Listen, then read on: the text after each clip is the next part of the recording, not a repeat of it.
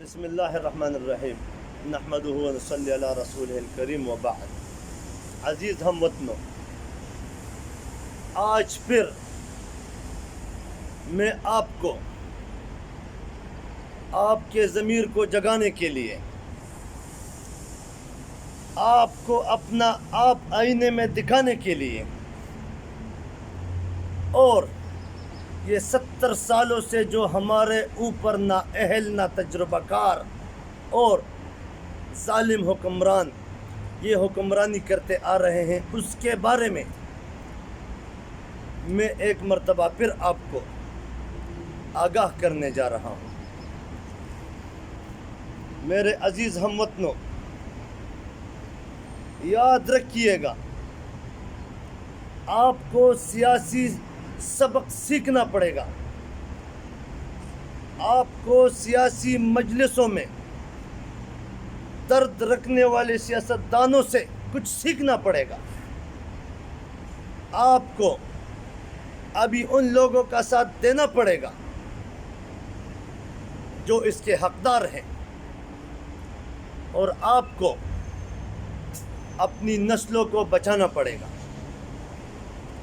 اور میں آپ کو یہ یقین سے کہتا ہوں کہ جب آپ کے پاس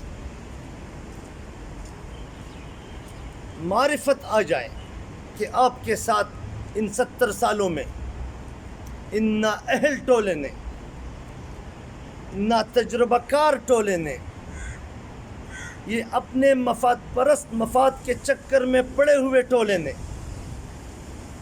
آپ کو گمراہ کرنے والے ٹولے نے آپ کے ساتھ یہ کیا کیا ہے، آپ کو ایک ایک کر کے بتاؤں گا۔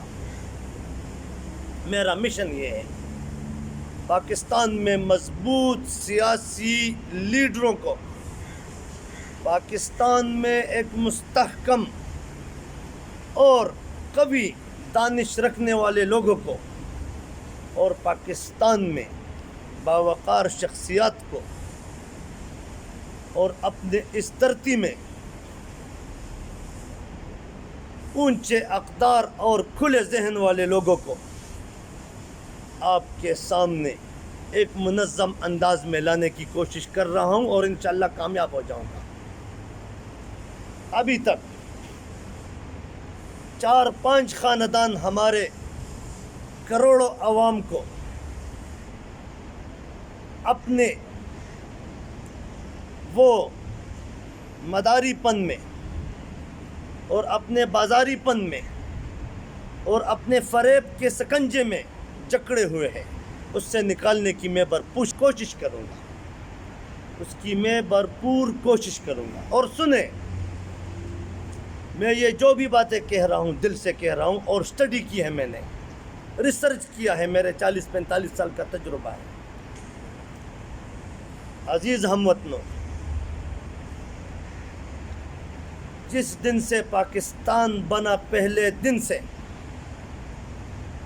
آپ نے کوشش کی آپ آدھا کشمیر چڑا سکے اور آدھا رہ گیا، فالٹ کدھر نکلا؟ اس ٹائم کے سیاستدان۔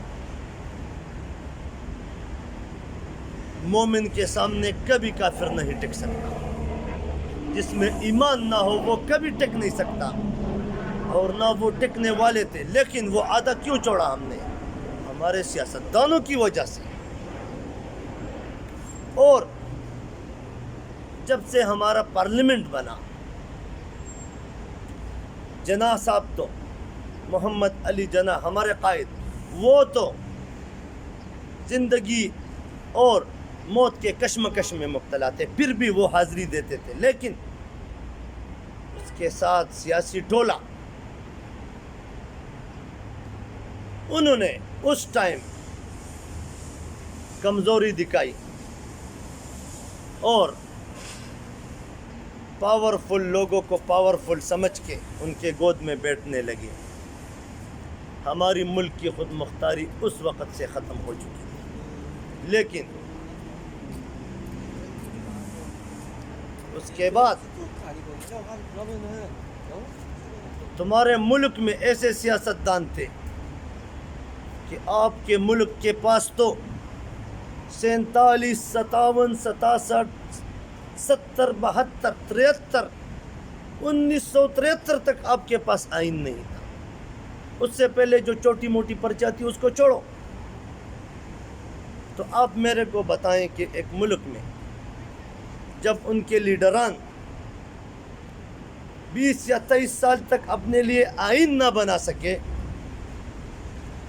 تو وہ کیسے آپ کے مستقبل اور آپ کے بچوں کے مستقبل کے ذمہ دار اور اپنے آپ کو سیاستدان کہنے کے اہل ہیں؟ بالکل ہی اہل نہیں. میں آپ کو دوبارہ اس بارے میں، اس موضوع کے بارے میں بار بار آپ کو آگاہ کرتا رہوں گا کہ خدا را کوئی بھی ایک مرد کا بچہ اس ٹائم نہیں آیا جس نے عوام کو جگانے کے لیے کوشش کی.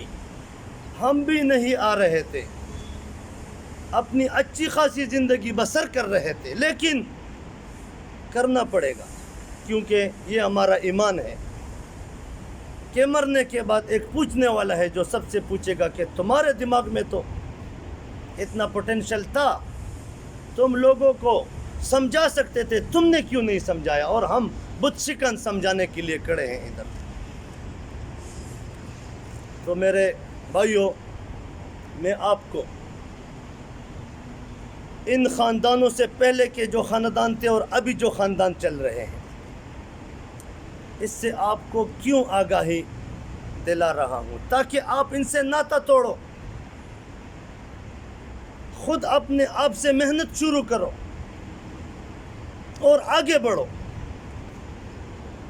یہ میری تقریر میں آپ بار بار یہ بات سنیں گے، یہ اس لیے سنیں گے تاکہ یہ آپ کے راسخ العقیدہ ہو جائے، آپ کے دماغ میں اتر جائے یہ بات.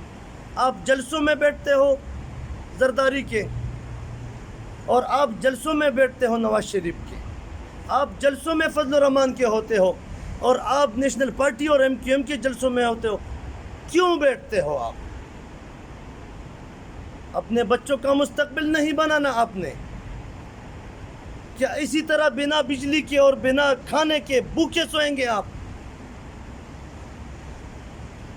اگر ایسا ہے تو اس سے تو موت بہتر ہے. سنیں، انشاءاللہ العزیز آگے بڑھنا ہے. میں نے 73 تک آپ کو یہ منظر، ان کا جو پس منظر ہے وہ دکھایا. آگے بھی اگلے تقریر میں بتاؤں گا انشاءاللہ. ساتھ رہیے گا. وآخر دعوانا الحمدللہ رب العالمین.